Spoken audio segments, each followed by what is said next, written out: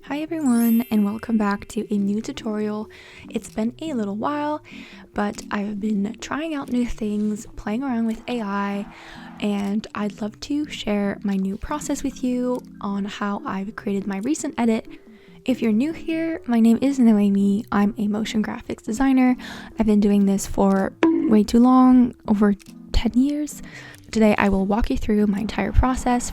I will divide this video in two different chapters, chapter 1 being my AI workflow and chapter 2 being the After Effects workflow. There's a lot to it, so let's get started. So the first thing I did was head over to Thank You AI, which is an all-in-one platform that has pretty much every AI model you would need in one place, so it's super convenient. For this specific project, I am using the Nano Banana, which is the Google AI image model. I find it has the best results, especially when working with reference images. And for this project, we'll be working with a lot of references, so this will be perfect for us. So the way it works is you will copy paste the prompt that I am using here. I will put it in the comments below, and you will attach an image of any look you want. So for this one, I'm just using an example of the Ariana in the gumdrop dress. I look like a gumdrop, is it okay? And as you can see, it gives you a pretty good result on a green screen. Sometimes it might be the wrong direction, but you can easily edit the image and flip it horizontally so all your images are facing the same way. For this one, I did the same thing. I added a Dangerous Woman outfit. And here I added a Sweetener World Tour outfit that I love to recreate this look. I repeated this process multiple times until I had an outfit for each era. Then I moved on to image to video animating. This is my favorite part. I think it is so cool. I went ahead and added my prompt. I will also put it down in the comments below. 1080p will be fine, but 4K is best. It just takes more credits. I'm using the Kling 03 Pro, and then I will do a 4 to 5 seconds duration. And then you click on the generate, just the orange button bottom right once you have your reference image, and that'll animate your photo. So you can see the result here in the Dangerous Woman clip, so it looks pretty cool. Then once I had all my videos ready, I jumped into After Effects. The first thing I did was bring in all my clips, and to remove the green background, I sometimes masked it out like this and then used the Key Light 1.2. With the eyedropper tool, you can select the green and mask out the background. I then went ahead and did that to all my clips and basically tried my best to match them all up.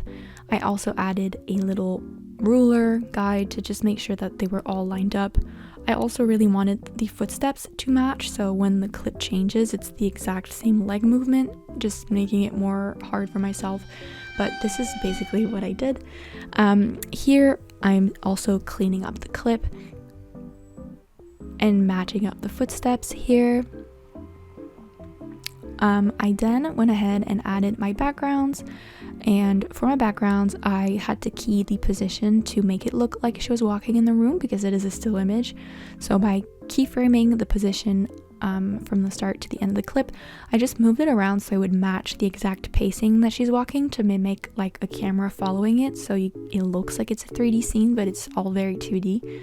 And I went ahead and added some images from each era and brought in a lot of images. One thing that I did a lot, which is a great example on getting that paper texture, is I gathered a bunch of texture from Texture Labs. That is my favorite website if you want to get some really cool paper textures. And on each layer, I used like a screen or overlay mode, and I used the track matte to track the layer underneath. That way I could have the texture appear only on the photo. I went ahead and repeated that multiple times everywhere. I also added a posterized time and like a shake effect on the whole thing to kind of give it that paper stop motion look, even though we're doing this all digitally. Then I have a quick prompt to turn any image into a sticker, so I did that, and then I photoshopped some parts myself, removed the background, brought back in the shadow. I then used CC page turn, which is a big part of this edit. I added it on a bunch of stuff. I just keyframed the fold position, as you can see, to make it look like it's a sticker being pasted on the page, and I added a wiggle expression on my rotation and sometimes my position as well. I've done that on every single layer. I don't think I had one layer without the wiggle expression. If you don't know what the wiggle expression does, it basically gives you a randomized number for the rotation or the position. You can do it on scale as well, and for this it kind of gave you the look of like things shifting into place a little bit to give it more, again, that manual look, as if I was moving little papers around.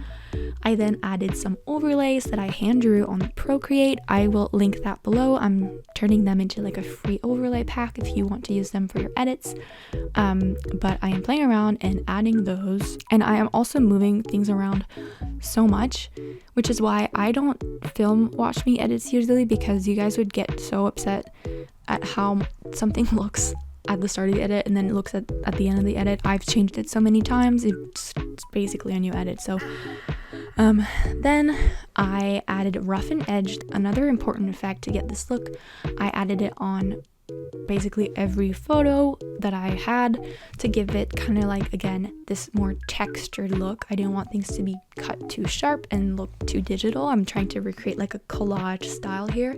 So roughen edges on all the edges will give you that look. Then again, texture labs in the track mat on every single layer, so just duplicating that, going through every layer and masking it so that the texture only appears on that specific layer, and that also gives it a little bit of a collage style. Then I added a new solid layer, and I went ahead in the effects panel and I added turbulent noise, keyframed the evolution with an expression. I wrote down times star 3000, and that will keep the noise moving. Then I will pre-compose it and title it displacement texture, so it's easy to find in my layers when I'm applying it using displacement map.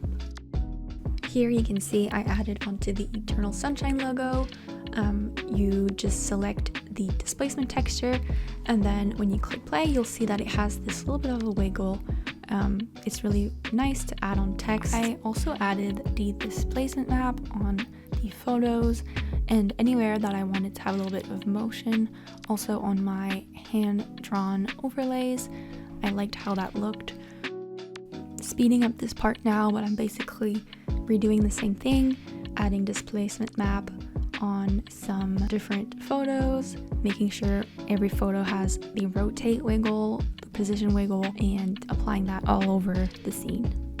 And here I am adding the CC page turn again on some of the photos in this scene, just to make it more interesting. For this position scene, I just sped it up quickly, but you can see that I'm doing the same steps that I've explained in the previous clips, of just adding paper texture with the track mat onto each image, adding the wiggle keyframe, adjusting the coloring. If it was too contrasty, I just lowered the saturation, added roughen edge, maybe tweaked the curves a little bit.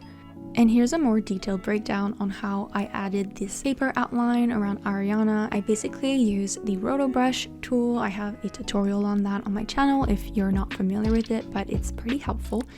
And I decided to use that instead of the green keying, because to have it be outlined with a white stroke, it's easier to mask the body itself with the roto brush. So that is what I'm doing here, and then freezing my mask. Because the green screen was still there, I also added key cleaner to try and tidy up the green a little bit. I then went ahead and added a layer style and a stroke in a white color to look like paper. Then in my effect panel, I selected roughen edges, which I added previously on the photos. I also added that onto the mask to give it a little bit more texture. I will now speed up the part where I'm working on the sweetener scene, because it is again just the same steps as I've done in the other clips. So feel free to slow it down if you want, or if you're just interested to see the process. At the end, I also added some sound effects. So for each era, I thought about the environment she was walking through. So for the pedal, I used pavement footsteps. For the dangerous woman, it was a more echoey room, and some paper rips, anything that visually was seen in the edit that could kind of make it come to life. For those footsteps, I had to cut it up individually and place it one by one to make sure it matched exactly when she is stepping in the video. But when it was all done, it really came all together and is super satisfying to watch, so I'm really happy about that. To finish off everything, in my main composition, I added an adjustment layer with the exposure effect, and I kind of keyframed that to match every single part where the clips changed to kind of mimic like a camera flash. I then also, with sound effect, added a camera flash sound for those sections. I also added a scale property so that it would zoom in a little bit with each change of the clip, and that's practically it. I also added some grain over it, some color correcting in the end. And that's pretty much the full process from start to finish. But if I had to break down the key elements that give this edit that handmade collage feel, it really comes down to a few things. The paper textures are everything. I think they're the foundation of this whole aesthetic, so layer them generously. Don't be shy with the blend modes. I think the more paper textures, the better. Then the wiggle expression and the displacement maps will add those organic movements, so nothing should feel too clean or still if you want to kind of capture that handmade element. Your posterized time at a low frame rate, I used 8 FPS. That will also bring you that handcrafted look and it'll look less digital. And then some camera shakes on your whole composition, some doodle overlays, little stickers, any details that you can add that makes it feel more alive. So if you put all of that together, you'll get this collage style aesthetic. I think it's just so fun to make and really fun to watch too. So I hope this was helpful. If you create something using this process, I'd love to see it. You can DM it to me on Instagram, on TikTok. And if you want to try Thank You AI for yourself, the link is in the description. See you in the next one.